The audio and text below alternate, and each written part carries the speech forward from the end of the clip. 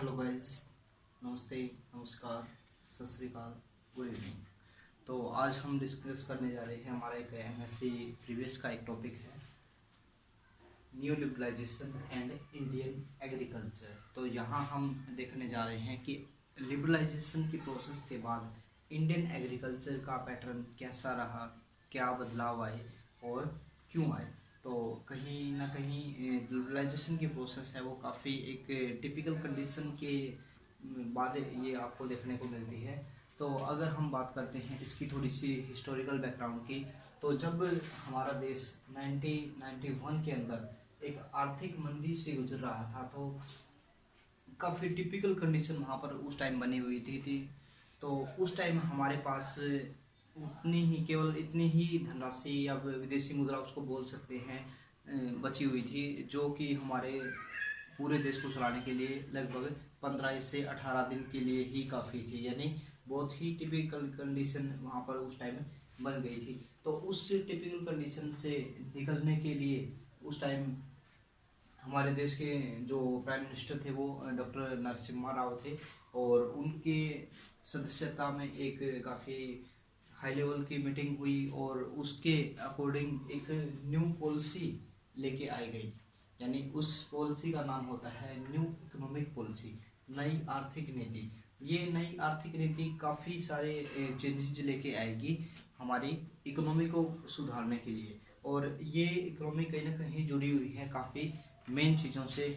यहाँ पर इसको एलपीजी यानी जो नई आर्थिक नीति के जो मेन पहलू थे उसको हम एलपीजी के नाम से जान सकते हैं। एलपीजी ये वो एलपीजी नहीं है जो हम घरेलू गैस के लिए यूज करते हैं। ये एलपीजी का मतलब यहाँ पर है तीन महत्वपूर्ण जो मेन प्रोसेस है, लिबरलाइजेशन, प्राइवेटाइजेशन और ग्लोबलाइजेशन। यानी उदारीकरण, निजीकरण और वैश्वीकरण। तो ये तीन चीज़ें हमारे काफ़ी मेन यहाँ पर देखने को मिलती है, और ये तीनों ही पैटर्न प्रोसेसेस वो है, ये काफ़ी सहायता करेगी हमारे को इस महामंदी से निकलने के लिए। तो ये पॉलिसी तो बनाई गई थी महामंदी से निकलने के लिए, बट इसके अलग अलग क्षेत्रों में काफ़ी अलग अलग प्रकार के आपको इफेक्ट देखने को मिलते हैं। और सबसे मेन हम बात कर रहे हैं एग्रीकल्चर के, क्योंकि बहुत ज़्यादा इफेक्ट तो एग्रीकल्चर के ऊपर काफ़ी नहीं हुए थे इसके ऊपर, बट कहीं ना कहीं हम एग्रीकल्चर का जो एग्रीकल्चर ज्योग्राफी का एक पैटर्न है, एक सिलेबस का पार्ट है एग्रीकल्चर और लिबरलाइजेशन। तो कहीं ना कहीं हम लिबरलाइजेशन के दौरान एग्रीकल्चर में क्या इम्प्रूवमेंट हुआ, क्या बदलाव देखने को मिले, तो वो चीज़ें आज हम डिस्कस करेंगे। तो कुछ महत्वपूर्ण बदलाव इस नई आर्थिक नीति में यहाँ पर देखने को मिले थे, जिसको हम जानते हैं एलपीजी के नाम से। और एलपीजी का मतलब यहाँ पर है लिबरलाइजेशन, प्राइवेटाइजेशन और ग्लोबलाइजेशन। तो इन तीनों ही प्रोसेस को हम थोड़ा सा बिल्कुल हल्का सा डिफाइन करने की कोशिश करेंगे। तो उदारवाद या उदारवादी नीति का मतलब क्या है? उदार का मतलब क्या होता है कि एक चीज को बहुत ज्यादा स्टिक ना रह के उसको थोड़ा सा लचीला करना, या फिर कुछ उसमें छूट करना, या जो बहुत सारे प्रतिबंध किसी भी चीज के ऊपर लगे हुए हैं उन प्रतिबंधों को बहुत ज़्यादा स्टिक ना करके उसको थोड़ा सा लचीला करना। तो यही मतलब होता है उदारवाद का। तो उदारवाद का मतलब लचीला, छूट देना या प्रतिबंधों से थोड़ा सा छुटकारा या मुक्ति। और उस टाइम जो एक लाइसेंसी जो व्यवस्था चली हुई थी उसको भी कुछ कम करना। लाइसेंस व्यवस्था का मतलब यहाँ पे क्या है कि काफ़ी सारी जो आज भी हम देखने को मिलते हैं कुछ प्रकार के ऐसे हमारे एक्टिविटीज़ है जिसमें आपको लाइसेंस की आवश्यकता होती है। जैसे अगर आपको शराब की दुकान क्या अगर आपने बनानी है तो लाइसेंस की ज़रूरत होती है। जैसे अफीम की खेती करनी होती है तो भी आपको लाइसेंस, यानी बहुत सारी ऐसी एक्टिविटी, जैसे आपने कोई शस्त्र रखना है, बंदूक रखनी है, तो उसके लिए बतौर आपके पास एक लाइसेंस होना चाहिए। तो लाइसेंस व्यवस्था है वो काफ़ी ज़्यादा उस टाइम टिपिकल थी, यानी हर चीज़ में आपको लाइसेंस व्यवस्था देखने को मिलती थी। तो उस व्यवस्था को भी कुछ कम करना इस आर्थिक नीति में एक मेन पहलू था। तो ये हो जाता है हमारा उदारवाद या लिबरलाइजेशन। इसके बाद हम बात करते हैं प्राइवेटाइजेशन, यानी निजीकरण। निजीकरण का मतलब क्या होता है? निजीकरण का मतलब है जो पूरा हमारा तंत्र है देश का, वो तंत्र लगभग ऑलमोस्ट हमारा सरकार के हाथों में होता है। तो उस सरकार के हाथों में से उस कार्यभार को कुछ हिस्सा उसको निजी हाथों में सौंपना। प्राइवेटाइजेशन का मतलब यहाँ पर है जो काम सरकारी एजेंसियां करती थी उन कामों को कुछ, यानी ऐसा नहीं कि पूरा का पूरा, कुछ हद तक उसको प्राइवेट हाथों में भी सौंपना। तो कहीं ना कहीं मतलब यहाँ पर हो जाता है यहाँ पर निजीकरण का। जैसे कि आज हम बहुत सारे जो क्षेत्र है वो आज भी बिल्कुल सरकारी के हाथों में ही देखने को मिलते हैं, बट कुछ आपको क्षेत्र है वो आपको प्राइवेट हाथों में भी देखने को मिल जाते हैं। जैसे कि अगर पुलिस की बात की जाए, प्रतिरक्षा की बात की जाए, या परमाणु या इससे रिलेटेड कुछ चीज़ों की बात की जाए, तो वो कहीं ना कहीं आपको पूरे सरकारी हाथों में ही देखने को मिलते हैं। उसके बाद बात आती है हमारी ग्लोबलाइजेशन। ग्लोबलाइजेशन का मतलब है कि एक ग्लोबल विलेज के, यानी पूरी पृथ्वी को एक ग्लोबल विलेज के रूप में मानना, जिसमें कि एक व्यक्ति की पहुंच अपने देश या अपनी कंट्री तक ही ना होके पूरे विश्व तक हो। यानी एक कोई भी किसी भी देश का व्यक्ति है या कहीं की भी बात कर सकते हैं हम, हर बंदे की पहुंच है वो पूरे विश्व तक है। और इसको हम ग्रामीण विलेज नहीं, ग्लोबल विलेज भी हम इसको बोल देते हैं। ग्लोबलाइजेशन की एक छोटी सी डेफिनेशन: वस्तुओं, व्यक्ति, पूंजी, संसाधनों, विचारों का आदान प्रदान। यानी इन ऐसा नहीं है कि व्यक्ति का एक जगह से आना जाना ही ग्लोबलाइजेशन है, या फिर हम टेली कनेक्शन कर लेते हैं वो भी ग्लोबलाइजेशन का इफेक्ट मतलब हो जाता है। हम एक देश से दूसरे देश में पूंजी का भी निवेश करते हैं तो वो भी ग्लोबलाइजेशन की कहीं ना कहीं, यानी हर मामले का एक दूसरे से जुड़ाव कहीं ना कहीं होना, तो वो क्या कहलाता है?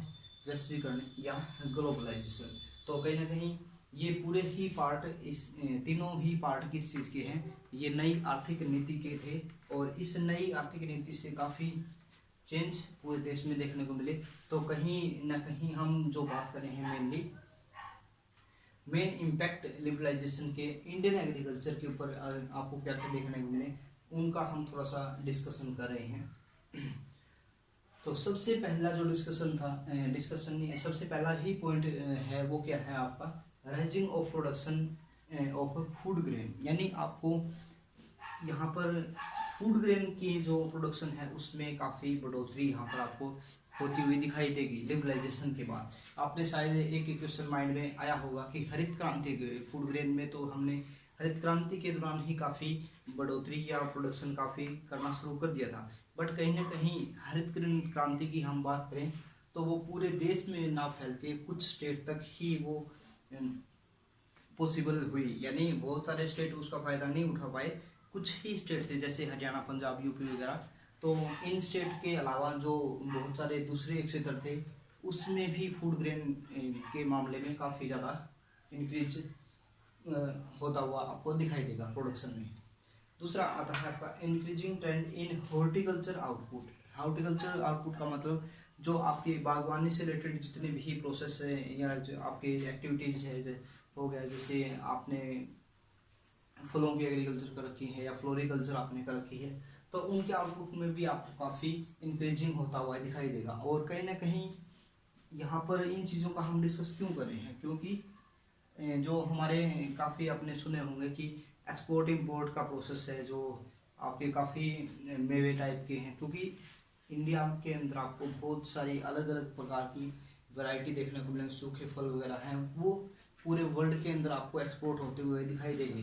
तो कहीं ना कहीं इन चीज़ों का प्रोडक्शन है कहीं ना कहीं पूरे देश की इकोनॉमी से जुड़ा हुआ है, इसलिए हम लिबरलाइजेशन में इसकी बात कर रहे हैं।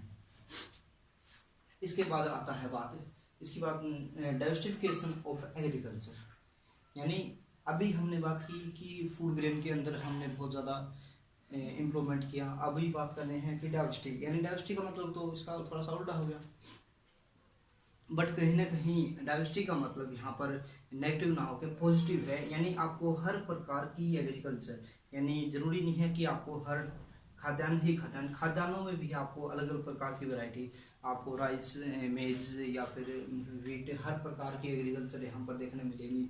आपको दलहन, तिलहन, पल्सेज या फिर हॉर्टिकल्चर से रिलेटेड आउटपुट है, वो हर प्रकार के डाइवर्सिटी यहाँ पर आपको देखने को मिलेगी। तो लिबरलाइजेशन के बाद कहीं ना कहीं इनका बाहरी देशों से जुड़ा हुआ तो एक्सपोर्ट की प्रोसेस ज़्यादा शुरू हुई।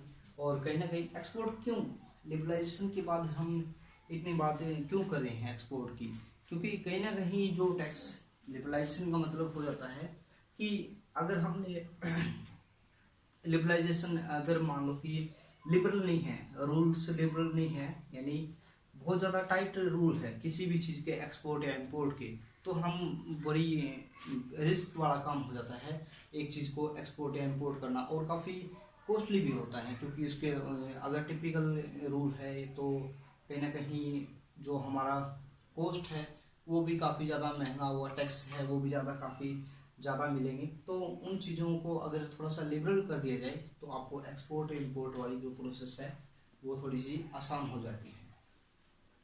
तो अगला ही पॉइंट हमारा एग्रीकल्चर एक्सपोर्ट, इन सारी ही चीज़ों से एक्सपोर्ट इंपोर्ट जुड़ा हुआ है, क्योंकि अगर एक्सपोर्ट इंपोर्ट की अगर यहाँ पर बात बिल्कुल ख़त्म कर दी जाए तो कोई बात ही नहीं रहती लिबरलाइजेशन के ऊपर, या लिबरलाइजेशन का इफेक्ट क्या हुआ एग्रीकल्चर के ऊपर। फिर तो वही बात चलती रहती है कि जितना हमारे पास था वो हम खा रहे हैं और उसका इकोनॉमी के अंदर काफ़ी कोई हिस्सा देखने को नहीं मिलता। तो एक्सपोर्ट इंपोर्ट जैसे शुरू हुआ तो कहीं ना कहीं पूरी आपकी जीडीपी और पूरे देश की इकोनॉमी में उसने भागीदार बनना शुरू किया। उसके बाद एक बात और आती है जैसे कि फूड प्रोसेसिंग यूनिट। ये फूड प्रोसेसिंग यूनिट का मतलब क्या हो जाता है यहाँ पर? फूड प्रोसेसिंग यूनिट का मतलब है प्रोसेस करना क्या होता है, किसी भी चीज़ को प्रोसेस करके, यानी उसको मैन्युफैक्चर करके, या मैन्युफैक्चर नहीं करना है तो मैन्युफैक्चर भी मान लेते हैं, उसको मैन्युफैक्चर करके उसका एक नया रूप देना, यानी उसको बिल्कुल एज इट इज ना रह के कुछ दूसरे रूप में उसको आगे भेजना। एज लाइक अगर हम बात कर सकते हैं, फूड की ही बात हो रही है, तो अगर हम बात करें, मान लो कि हमारे पास बहुत सारे अलग प्रकार के जो फ्रूट्स हैं वो हमारे पास हैं, अगर इनको ये हम सोचें कि इनको बहुत ज़्यादा लंबे टाइम तक स्टोर कर रखना है, तो कहीं ना कहीं आपको प्रोसेसिंग यूनिट, यानी आपने इस नाम सुना होगा, स्टोर हाउस होते हैं हमारे, जिसके अंदर मेंटेन टेम्परेचर वगैरह को मेंटेन करके और कुछ लिक्विड वगैरह डाल के एक चीज़ को रख दिया जाता है और काफ़ी लंबे टाइम तक उसको ख़राब होने से बचा सकते हैं। या फिर हम ऐसा भी कर सकते हैं कि जो फ्रूट्स वगैरह हैं, जो चीज़ें हैं, उनको जैसे आपने अगर जैसे रियल फ्रूट है या फिर जो मैंगो से बनने वाली जो भी लिक्विड होता है, क्या नाम बोलते हैं इसको, फ्रूटी टाइप का जो भी अपने पास लिक्विड होता है, उनको प्रोसेसिंग करके ही कैसे कैसे बना दिया। जैसे एप्पी है, एप्पल से उसको प्रोसेस करके और उसकी एप्पी बना दी। अब एप्पल को तो शायद हम 1 महीने 2 महीने 4 महीने तक ही संभाल के रख सकते हैं, बट अगर एप्पी उसको बना दी जाए तो काफ़ी लंबे टाइम तक उसको स्टोर करके रख सकते हैं और उनका एक्सपोर्ट इंपोर्ट करना भी काफ़ी आसान हो जाता है। तो कहीं ना कहीं प्रोसेसिंग यूनिट है उसकी भी आपको काफ़ी ज़्यादा इंक्रीज होती हुई मात्रा दिखाई देगी। उसके बाद आती है developing agriculture in backward area, यानी एग्रीकल्चर का इम्प्रूवमेंट है वो काफ़ी टाइम पहले से ही शुरू हो गया था, हरित क्रांति के टाइम से ही, बट वो इम्प्रूवमेंट आपको पूरे इंडिया के अंदर ना दिखाई दे के कुछ एरिया में ही आपको दिखाई दिया, जैसे कि हरियाणा, पंजाब, यूपी या पश्चिम बंगाल को भी बोल सकते हैं, बट वो पूरे इंडिया में, साउथ इंडिया में या नॉर्थ ईस्ट में, यहाँ पर तो आपको एग्रीकल्चर रेवोल्यूशन का या ग्रीन रेवोल्यूशन का इफेक्ट बहुत ज़्यादा तो नहीं दिखाई दिया। बट कहीं ना कहीं लिबरलाइजेशन के बाद जो डेवलपिंग एग्रीकल्चर है वो बैकवर्ड एरिया तक, यानी बहुत बिल्कुल काफ़ी बैकवर्ड है, उड़ीसा, झारखंड, छत्तीसगढ़, ऐसे एरिया में भी काफ़ी इम्प्रूवमेंट हुआ एग्रीकल्चर में लिबरलाइजेशन के बाद। तो कहीं ना कहीं बैकवर्ड एरिया से जुड़ी हुई जो एग्रीकल्चर है उसके इम्प्रूवमेंट से जुड़ी हुई बात आती है, तो वो लिबरलाइजेशन के बाद की आती है, ना कि ग्रीन रेवोल्यूशन की। तो ये कुछ बातें थी हमारी एग्रीकल्चर इम्प्रूवमेंट से। उसके बाद एक बात और आती है डेवलपिंग न्यू बायोलॉजिकल टेक्निक। जैसे कि हमने काफ़ी बार भी पढ़ा है कि बहुत सारी रेवोल्यूशन हमारे इंडिया में ही आई है, इंडिया में और वर्ल्ड में भी बहुत सारी रेवोल्यूशन है, जैसे कि हम कुछ रेवोल्यूशन को हम जानते भी है, जैसे ग्रीन रेवोल्यूशन है खाद्यान्नों से रिलेटेड है, ब्लू है वो मछलियों से रिलेटेड है, जो राउंड रेवोल्यूशन है वो जो अपने फलों से या फिर आलू से रिलेटेड है, और ऐसे ही वाइट रेवोल्यूशन है वो आपके दूध से क्रांति से रिलेटेड है।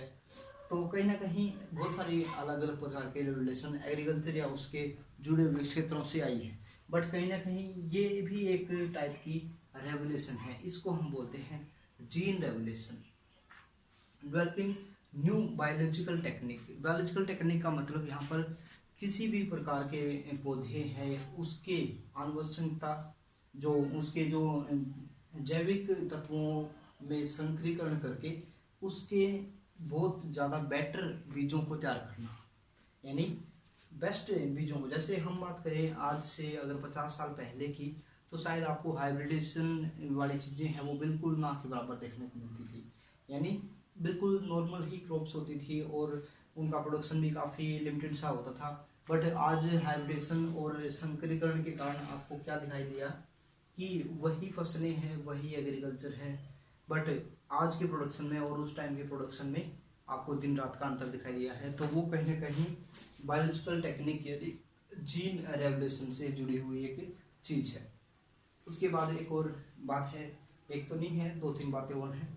तो एम्प्लॉयमेंट अपॉर्चुनिटी यानी जो रोजगार के अवसर है कहीं ना कहीं पूरे पैटर्न से जुड़े हुए हैं, यानी लिबरलाइजेशन की अगर प्रोसेस यहाँ पर है, यानी लिबरल है काफ़ी, तो बाहर से आने वाले हैं इन्वेस्टर है वो भी काफ़ी ज़्यादा मात्रा में आएंगे और बहुत ज़्यादा सोचना नहीं पड़ेगा उनको कि यहाँ पर जाके मैं इन्वेस्ट करूँ या ना करूँ।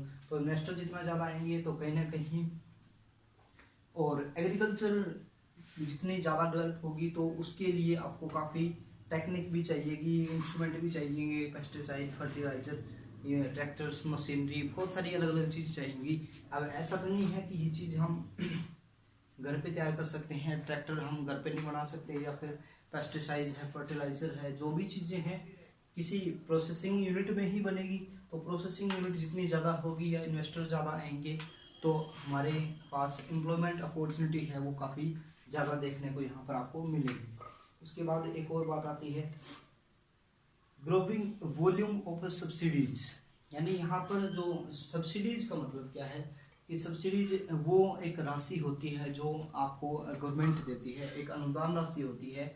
आप अपना डेवलपमेंट करें और डेवलपमेंट के बाद वो राशि कुछ मात्रा में आपको वापस भी चुकानी होती है सरकार को, और काफ़ी मात्रा में आपको वो सरकार की तरफ से मिल जाती है। तो सब्सिडीज का मतलब मान लो कि आपने बागवानी के लिए अप्लाई किया और आपको ऐसा तो है नहीं कि बाग आपने कल आम के पौधे लगाए और परसों से आपका प्रोडक्शन शुरू हो जाएगा। उसके लिए काफ़ी लंबा टाइम आपके लिए स्पेंड करना पड़ेगा और फिर वो फल देने शुरू करेंगे और उसके बाद आपके पास इनकम आएगी।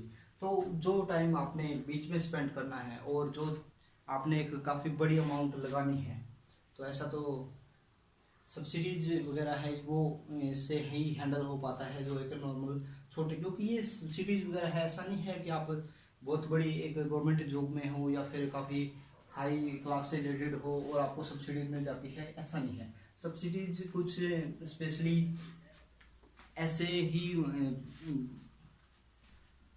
जो कैंडिडेट हैं उनको मिलती है जो कि थोड़े से वेजेज में कम मात्रा वेजेज है उनकी कम होती है, या फिर एम्प्लॉयमेंट से बहुत बड़ी एम्प्लॉयमेंट से ना जुड़े हुए हों, या फिर एग्रीकल्चर सेक्टर से जुड़े हुए हों, छोटे किसान हों, कुछ इस टाइप के ही लोगों को सब्सिडीज मिलती हैं जो कुछ काफ़ी लंबी टाइम में उसको चुकानी होती हैं और उसका ज़्यादा से ज़्यादा डेवलपमेंट हो सरकार इसीलिए वो सब्सिडीज देती है।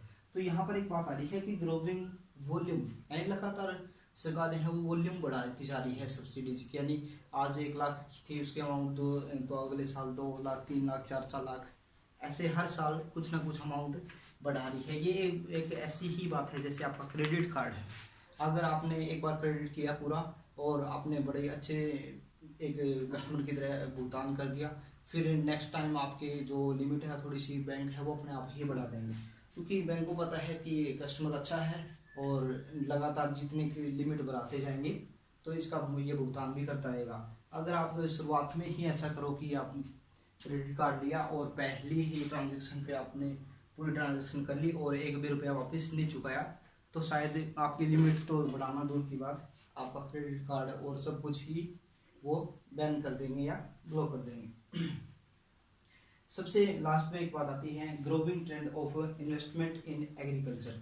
अलग प्रकार की इंडस्ट्रियों की आवश्यकता, क्योंकि एग्रीकल्चर का पूर्ण रूप से अगर विकास करना है तो बहुत सारी एक आपको अलग अलग प्रकार की चीज़ें एग्रीकल्चर यूज में चाहिए हैं। कुछ पेस्टिसाइड्स है, फर्टिलाइजर है, मशीनरीज है, या फिर बीज है, या फिर अलग अलग प्रकार की जो भी चीज़ें नेसेसरी है जो एग्रीकल्चर यूज में आप यूज करते हो, तो उन सब की कोई ना कोई तो मैन्युफैक्चरिंग भी करेगा।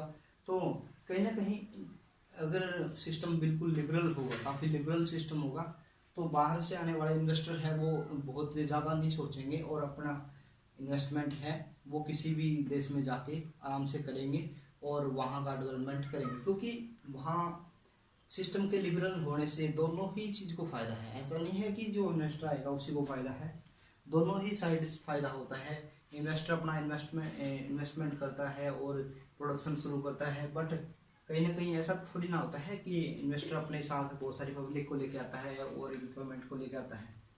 वो क्या करता है कि वो एम्प्लॉयमेंट को लेके आता है, बट वहाँ पर एम्प्लॉयमेंट कौन काम करेगा, वो आसपास के एरिया के लोग ही करते हैं। ऐसा नहीं है कि अमेरिका से कोई इन्वेस्टर आया इंडिया में और वो बहुत सारी अमेरिकन पब्लिक को साथ में लेके आएगा काम करने के लिए, तो वहाँ पर काम कौन करेगी, जो इंडियन पब्लिक है आसपास की वही करेगी।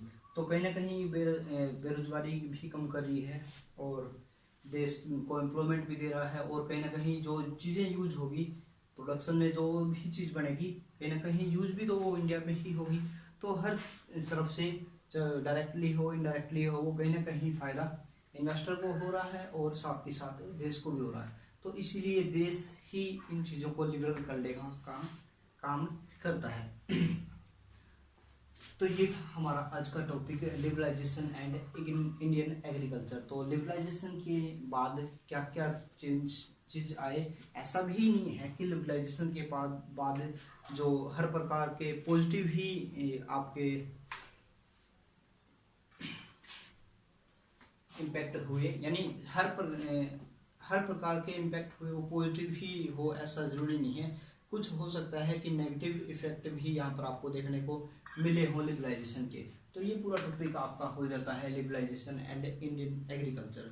तो जहाँ पर भी आपकी कोई क्वेरी हो, कोई क्वेश्चन हो, तो कमेंट करके मेरे को ज़रूर बता देना, और जैसा भी टॉपिक लगा मेरे को कमेंट करके ज़रूर बताइएगा। और कोई भी आपको पोर्शन ये है कि आपको थोड़ा सा कम समझ में आया हो, तो मेरे को इसके भी बारे में भी थोड़ा सा बता सकते हो, ताकि मैं आने वाले जो टॉपिक है उसमें इसमें सुधार कर सकूं। यानी कहीं भी आपको पोर्शन वीक लग रहा है, आवाज़ में कोई कुछ दिक्कत है, वॉल्यूम कम है, या जैसी भी किसी भी प्रकार की दिक्कत है, तो मेरे से शेयर करने की जरूर कृपा करें ताकि मैं उसमें इम्प्रूवमेंट कर सकूं। ओके, ऑल द बेस्ट, मिलते हैं नेक्स्ट टॉपिक में।